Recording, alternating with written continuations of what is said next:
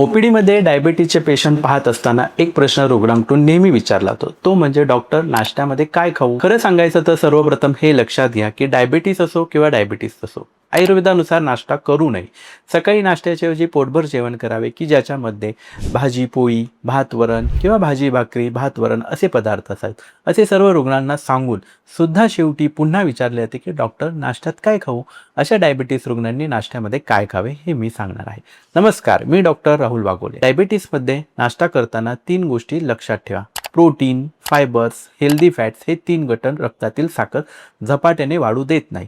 त्यामुळे पुढील गोष्टींचा नाश्त्यामध्ये समावेश करा. भिजवलेले किंवा मोड आलेले मूग, मटकी किंवा चणे खावेत. येथे फक्त एक लक्षात घ्यावे की ज्यांना वाताचा त्रास आहे, म्हणजे सांधेदुखीसारख्या किंवा युरिक ॲसिड जास्त असणे अशा समस्या असतील तर मोड आलेले कडधान्य आणि मटकी, चणे, हरभरे खाऊ नये. बेसन किंवा मूग डाळीच्या पिठाचा चिल्ला खाऊ शकता.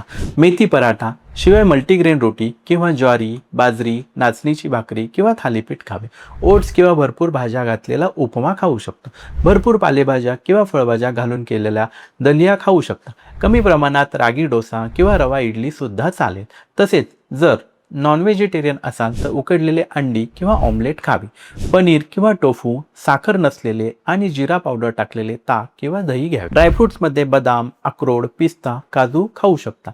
1 ते 2 चमचे जवस, चिया किंवा भोपळ्याच्या बिया सुद्धा चालतील. पालक, मेथी, शेपू यासारख्या पालेभाज्यांचा समावेश असावा. काकडी, टोमॅटो, गाजर यांचे सॅलड खाऊ शकता.